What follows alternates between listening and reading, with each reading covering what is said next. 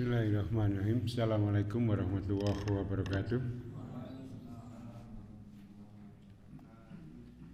Innal hamdalillahi nahmaduhu wa nasta'inuhu wa nastaghfiruh wa na'udzu billahi min syururi anfusina wa min sayyiati a'malina may yahdihillahu fala mudhillalah wa may yudlilhu fala hadiyalah.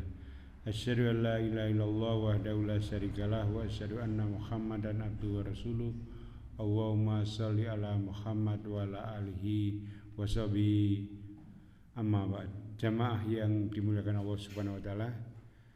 Alhamdulillah pada kesempatan hari ini Allah memberikan karunia-Nya kepada kita sehingga kita masih bisa berkumpul di majelis ini dalam kaitan melaksanakan salah satu perintahnya, yaitu kita mengkaji ayat-ayat Allah Subhanahu wa taala maupun juga hadis-hadis Rasulullah sallallahu alaihi wasallam. Pada kesempatan pagi hari ini kita masih melanjutkan kajian kita tentang kitab Riyadhus Shalihin, ya, masih pada bab yang ke-13, yaitu masih banyaknya jalan menuju kebaikan. Jamaah yang dimuliakan Allah Subhanahu wa taala, tentu ini merupakan satu hal yang harus kita syukuri, di mana kita bisa membiasakan diri memanfaatkan kesempatan yang Allah berikan pada kita, baik kesempatan waktu ataupun juga kesehatan. Karena sesungguhnya dengan memanfaatkan waktu yang Allah berikan dan juga kesehatan yang Allah berikan itu berarti kita mewujudkan kesyukuran kita, ya, rasa syukur kita kepada Allah atas karunia-Nya, di mana Allah berfirman, la in syakartum la azidanakum wa la in kafartum inna adzabi lasyadid. Oleh karena itu, dengan kita memanfaatkan karunia Allah itu berarti kita masih mengharapkan agar Allah memberikan tambahan kenikmatan kita. Tentu kenikmatan yang lebih abadi adalah kenikmatan yang ada di akhirat kelak, ya, karena kenikmatan di dunia itu sifatnya sedikit sementara, dan tidak abadi. Jemaah yang dimuliakan Allah Subhanahu wa taala, maka prioritas kita adalah kenikmatan-kenikmatan yang banyak, yaitu di akhirat kelak, ya, dan pasti lebih banyak, lebih kekal, sehingga dengan kesyukuran kita itu kita harapkan Allah akan memberikan kenikmatan itu di akhirat. Jamaah yang dimuliakan Allah Subhanahu wa taala, kita masuk ke hadis yang ke-133. Imam An-Nawawi menuliskan, ya, anhu, yakni an Abi Musa al-Asy'ari radhiyallahu anhu qala Rasulullah sallallahu alaihi wasallam, idza maridul abdu au safara kutiba lahu makana ya'malu muqiman sahihan. Hadis yang pendek yang bisa kita hafal dengan mudah. Idza maridul abdu, ya, apabila seorang abdi itu sakit, au safaro, atau sedang dalam keadaan safar, kutiba lahu makana ya'malu, akan dicatat baginya apa-apa yang biasa dilakukan, mukiman, ketika dia mukim, sahihan, atau dalam keadaan sehat. Jamaah yang dimuliakan Allah Subhanahu wa taala, ya, hadis ini dari Abu Musa al-Asy'ari seperti pada hadis yang sebelumnya 132, ya, yang diriwayatkan dari sahabat Abu Musa al-Asy'ari. Dia berkata bahwa Rasulullah sallallahu alaihi wasallam bersabda, apabila seseorang itu sakit atau sedang bepergian, safar, ya, musafir, maka dicatatlah baginya pahala, ya, sebagaimana amal perbuatan yang biasa dilakukan pada waktu mukim, tidak bepergian, dan ketika waktu sehatnya.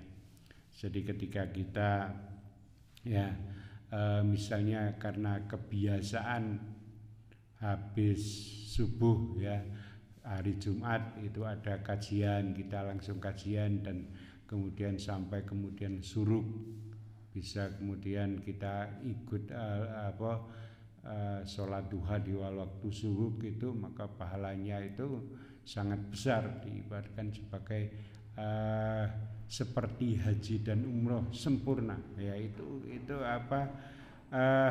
pahalanya seperti itu. Dan itu kalau sudah biasa dilakukan ketika kita mukim atau ketika kita sehat, dan suatu saat kok kita tidak bisa melakukan seperti itu karena kita sedang safar atau karena kita sedang sakit, maka ketika kita sedang safar atau sakit itu tetap pahalanya dituliskan seperti kebiasaan yang kita lakukan. Jamaah yang dimuliakan Allah Subhanahu wa taala, maka ini ada hubungannya dengan hadis-hadis yang sebelumnya.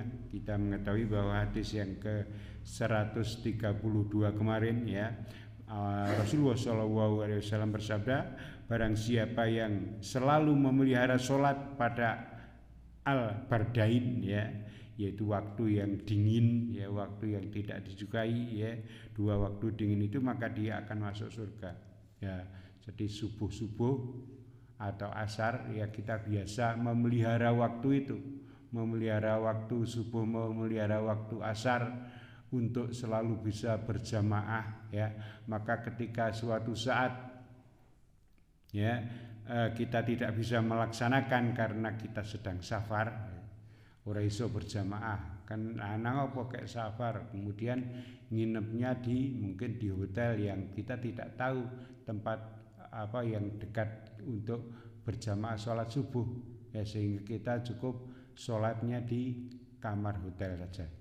Atau kemudian juga asar juga demikian, karena kita sedang safar atau kemudian sedang sakit, tidak bisa melaksanakan kebiasaan yang kita lakukan, ya, maka dicatat baginya pahala yang sama ketika dia mukim atau dalam keadaan sehat, yaitu ketika dia bisa memelihara sholat al-bardain, ya, di waktu yang dingin itu, maka dia akan masuk surga.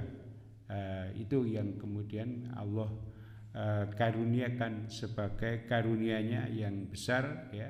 Jadi ketika ada halangan karena benar-benar yang menghalangi, ya, maka kasih sayang Allah tetap memberikan pahala yang biasa dilakukan ketika mukim ataupun juga sehat. Sedang pada hadis yang ke-133 ini, Rasulullah SAW bersabda, apabila seorang sakit atau sedang bepergian, ya, maka dicatatlah baginya pahala sebagaimana amal perbuatan yang biasa dilakukan pada waktu mukim, tidak bepergian, dan juga ketika tidak sehat. Jadi di sini ada korelasi hubungan antara kedua hadis itu, yaitu yang pertama bahwa nilai istiqomah di dalamnya, ya, konsisten di dalam ibadah. Biasanya seperti ini, dia kok dengaran orang seperti ini, karena ada apa? Karena ada halangannya itu syar'i, sehingga dia keinginannya tetap konsisten, keinginan kuatnya, ya, dia tetap akan melaksanakan itu, tetapi karena ada halangan, maka nilai istiqomah itu tetap ada pada dirinya.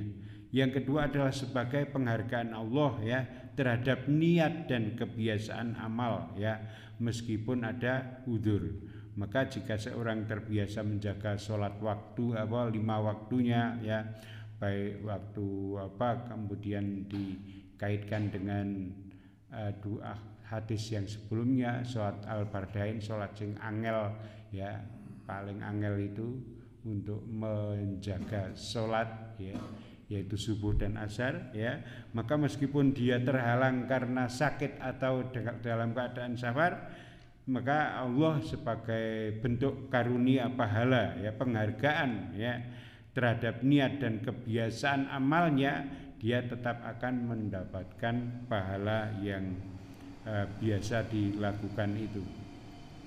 Maka jamaah yang dimuliakan Allah Subhanahu wa taala, ini menjadi sebuah motivasi bagi kita agar kita memanfaatkan karunia Allah itu dengan kesyukuran, diwujudkan dengan melaksanakan perintah-perintahnya, dan itu dilakukan dengan konsisten, ya, dengan terus menerus. Ketika tidak ada halangan kita lakukan, ketika tidak ada halangan kita lakukan. Maka nanti suatu saat ketika ada halangan ya, maka kita akan mendapatkan pahala seperti yang biasa kita lakukan. Maka jemaah yang dimuliakan Allah Subhanahu wa taala, berbagai kisah ya yang menunjukkan bahwa kebiasaan itu nanti akan dibawa ya ketika orang itu bahkan sakaratul maut. Ya, kita sedang berduka karena saudara kita di Palestina itu misalnya yang sekarang itu sedang menghadapi ya agresi ya genosid ya oleh Israel ya laknatullah ya. Di sana kebiasaan-kebiasaan yang biasa dilakukan oleh seseorang itu kadang ketika sakaratul maut itu terbiasa seperti itu. Dia biasa membaca Al-Quran, maka kemudian di tengah sakaratnya itu ya dia tetap melantunkan apa yang sedang biasa dibacakan itu, yang biasa dibacakan.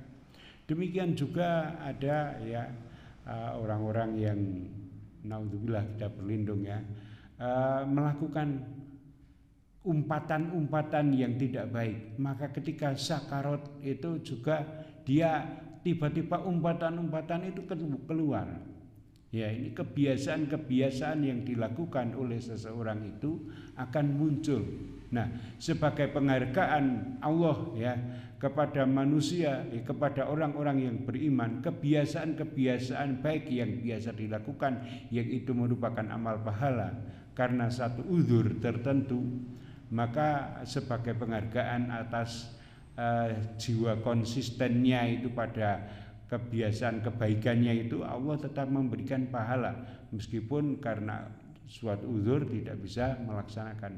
Nah, kebiasaan itu pun juga kemudian bisa muncul ketika sakarat. Kebiasaan ini koyong ini ya, tiba-tiba seperti itu ketika sakarat. Nah, maka ucapan kita ya kemudian sikap kita itu harus kita pelihara konsisten di dalam kebenaran, sehingga nanti ketika ada uzur tertentu baik ketika sakit ya atau safar atau bahkan ketika kita menjumpai Allah di sakarat itu kita melantunkan kebiasaan-kebiasaan kebaikan yang kita lakukan kepada Allah Subhanahu wa taala. Maka jemaah yang dimuliakan Allah Subhanahu wa taala, ketika Rasulullah bersabda idza maridul abdu au safara kutiba lahu makana ya'malu muqiman sahihan ya, maka ini menjadi sebuah kabar gembira ya ketika apabila seorang sakit atau dalam keadaan safar, maka dicatat baginya pahala sebagaimana amal perbuatan yang biasa dia kerjakan ketika dia itu mukim atau ketika dia sakit. Maka ketika kita mukim ya biasakan kita melakukan kegiatan-kegiatan yang disyariatkan itu. Wah kayak mukim kok ya. Apa sing menghalangi kita mendatangi masjid untuk melakukan sholat berjamaah? Kayak mukim. Lah ya nek dong safar ngono ora ngerti nggone. Ya siapa teman-temannya ya orang ngerti itu, karena kemudian memang bukan daerah dia atau kemudian ada unsur pekewuhnya. Saya kira mukim biasa kita ke situ. Apa yang menghalangi kita mendatangi masjid untuk melaksanakan sholat berjamaah? Maka kebiasaan-kebiasaan itu penting untuk kita lakukan, sehingga ketika suatu saat ketika kita tidak bisa melaksanakan karena kita sedang safar ya, kita tetap akan dicatat kebiasaan kita sholat berjamaah. Jamaah dimuliakan Allah Subhanahu wa taala, hadis yang Rasulullah Shallallahu Alaihi Wasallam sampaikan ini ya menceritakan pada saat saya Yazid bin Abi ya Kabsah puasa ketika safar ya, jadi kayak safar kok puasa. Nah, ini bagi orang-orang tertentu ya wa antasumu khairul lakum ya. Adapun ketika kamu berpuasa itu lebih baik bagi kamu. Itu secara kekhususan itu orang-orang memang ada yang kuat, tetapi secara umum nek kayak safar itu butuh energi yang lebih, sehingga Allah memberikan kemudahan bagi orang yang safar ya. Safar tentu tidak setiap safari yang kita lakukan safari nang Magelang sedelong kok Bali apalagi dengan kondisi kemudahan yang sekarang. Tentu masing-masing punya kategori, tetapi bisa saja ke Magelang tetapi sangat payah karena kebiasaan yang berbeda dengan ketika kita masih di Paraan ini. Kayak suasanane biasanya dingin tidak begitu panas. Nang Magelang kok dia ngongso sekali itu karena kebetulan aktivitasnya juga di sana, safarnya itu banyak, maka kemudahan itu ada. Maka ketika Yazid bin Kabsah ini puasa ketika safar, itu sahabat yang lain Abu Bardah lantas mengatakan padanya bahwa ia baru saja mendengar Abu Musa menyebutkan bahwa Nabi Shallallahu Alaihi Wasallam bersabda seperti itu ya, apabila seseorang itu sakit dan sedang bepergian ya, maka dicatat baginya pahala sebagaimana amal perbuatan yang biasa dilakukan. Ini kemudian seakan-akan akan mengatakan ya, jadi Abu Burdah tadi akan mengatakan kepada Yazid bin Abi Kabsah tadi bahwa kondisi kamu kepayahan ya ketika kamu sedang safar, apalagi kita tidak tahu safarnya itu dalam rangka apa, safar dalam rangka bekerja, berjihad ya. Kemudian tetap berpuasa itu mungkin akan tidak menghasilkan produktivitas yang baik ya. Ketika bekerja ya umpamanya bekerja dengan otot ya, ngangkat ya kudune biasane kuat 30 kilo aja terus hanya 10 kilo saja itu wis ketok ngrekoso, maka tidak diwajibkan untuk tetap mempertahankan puasa ya. Apalagi kemudian puasanya puasa sunnah ya. Ketika puasa fardu saja, ketika ada kepayahan seperti itu kayak ono safar misalnya, ada ya keringanan untuk berpuasa di tempat yang lain ya, di waktu yang lain ya, sehingga ada kemudahan seperti itu akan bagus pula atau boleh digunakan. Meskipun kemudian bagi orang-orang tertentu wa antasumu khairul lakum ya, in kuntum ta'lamun, jika kamu berpuasa itu lebih baik bagi kamu jika kamu mengetahui. Itu bagi orang-orang tertentu itu ya ora apa-apa, ya kuat kok ya, kuat dan sehat dan bisa produktif ya enggak masalah ya, itu juga bagus. Maka jamaah yang dimuliakan Allah Subhanahu wa taala ya, ketika disebutkan seperti itu seakan-akan mengatakan nek payah, nek sedang bepergian safar, sedang kepayahan, sholat saja ada keringanan ya, bisa kemudian ada jamak, bahkan kemudian dikosor. Demikian juga puasa bisa diganti di hari yang lain, atau kemudian ketika sakit itu pun juga demikian. Berbeda ketika sakitnya itu sakit permanen yang tidak ada kesempatan untuk kemungkinan untuk sembuh kembali, sakit permanen. Nah, ini misalnya orang tua itu ya kemudian nanti bentuknya sudah tidak berpuasa di hari yang lain, tetapi membayar fidyah untuk puasa. Tapi nek sholat tetap sholat ya, sholat biasa. Jamaah dimuliakan Allah Subhanahu wa taala ya, Imam Bukhari bahkan kemudian menuliskan kitab hadis yang barusan kita baca ini pada bab tersendiri, yaitu dicatat bagi seorang musafir pahala kebiasaan amal saat mukim. Nah, itu dibuatkan bab tersendiri karena memang ketika musafir itu tadi keadaan kita tidak bisa memprediksi ya.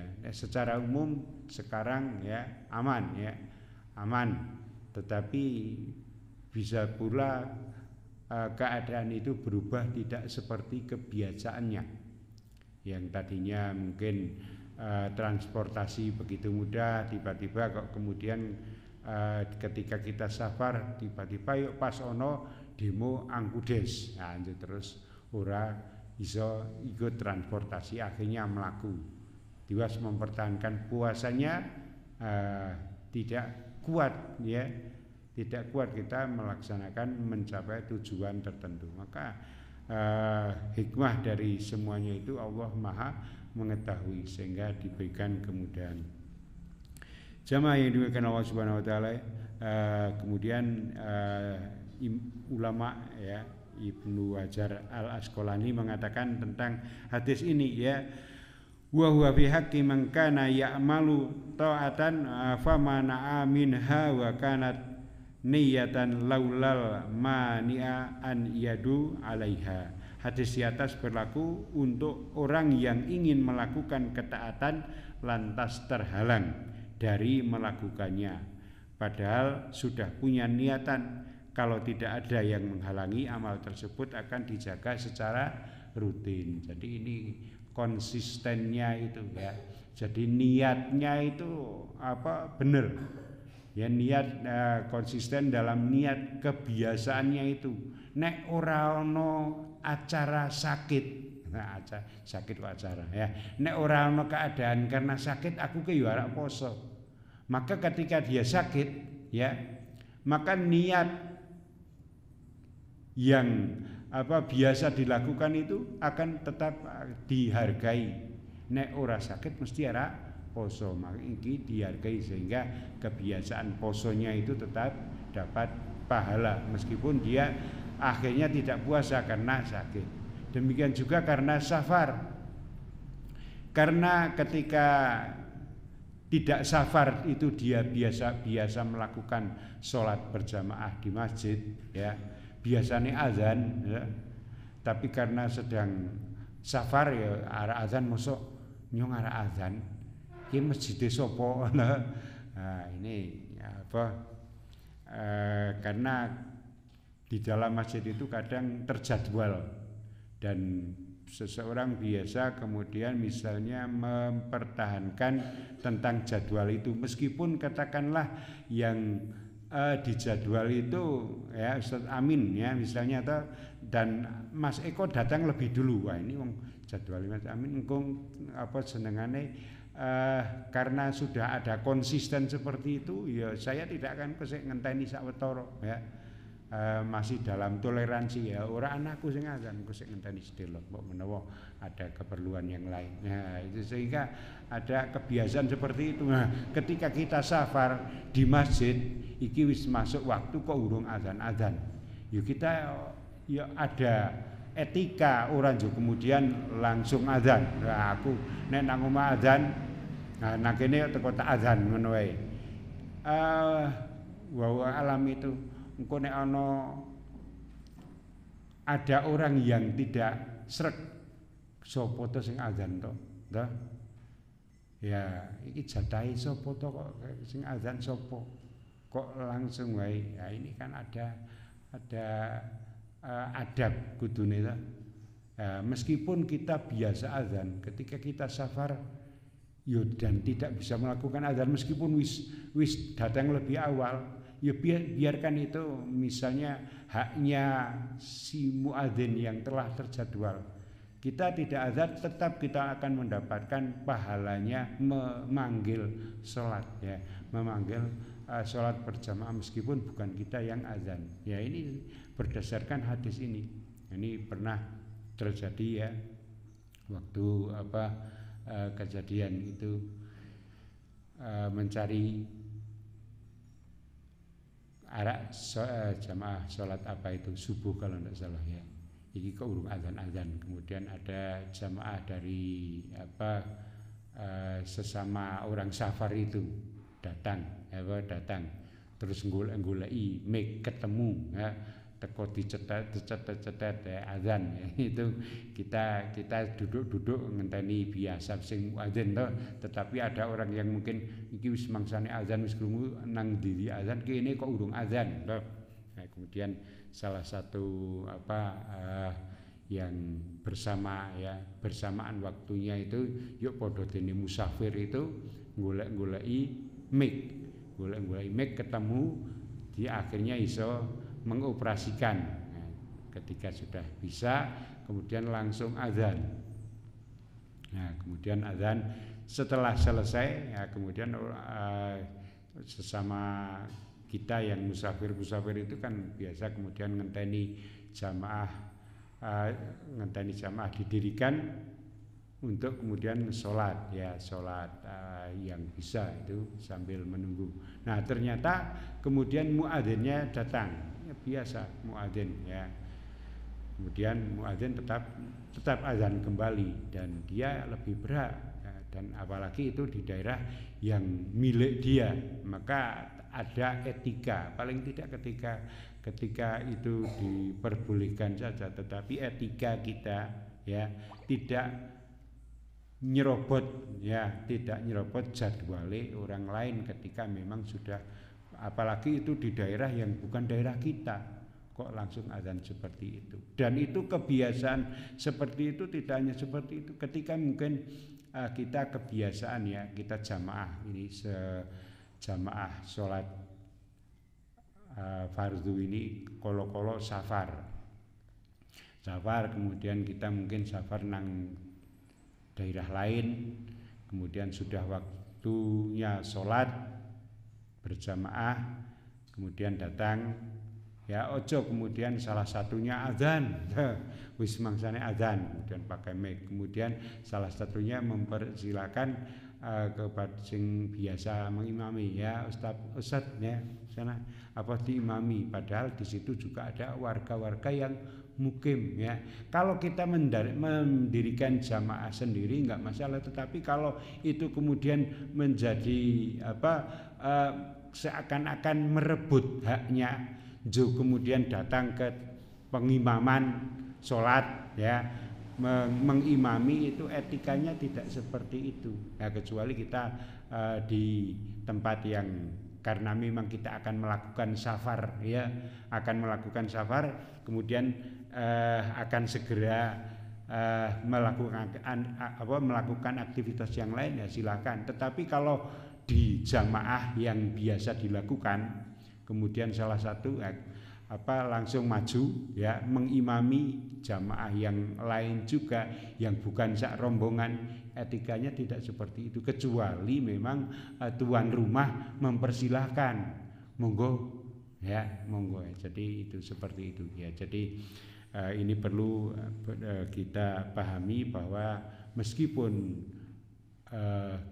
kita sedang safar atau karena sakit kita tidak bisa melaksanakan apa yang biasa kita lakukan, Allah sebagai bentuk karunia-Nya itu akan tetap memberikan pahala yang sama yang biasa dilakukan ketika kita seperti sehat atau dalam keadaan mukim. Jamaah yang dimuliakan Allah Subhanahu wa taala, maka amal yang dicintai oleh Allah adalah amal yang kontinu, kebiasaan yang dilakukan ya. Ini adalah penting bagi kita untuk kita lakukan. Amal yang dicintai Allah adalah amal yang kontinu meskipun itu sedikit ya.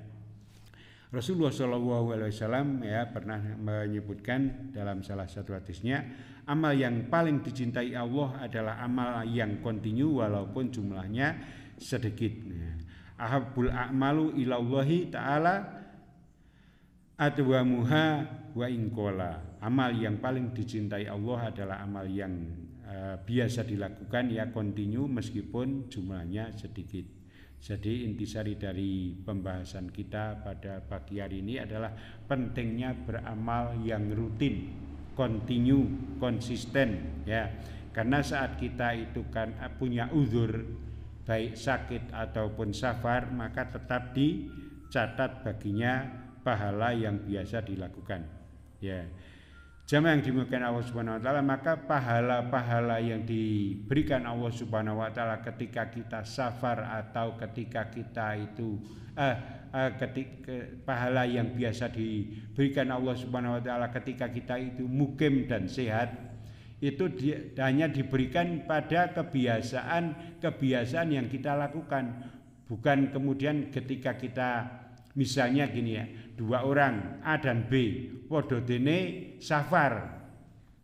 Nah, yang A itu akan mendapatkan pahala sholat berjamaah, yang B tidak mendapatkan. Karena apa? Kebiasaan yang dilakukan ketika tidak safar. Ya, jadi berbeda.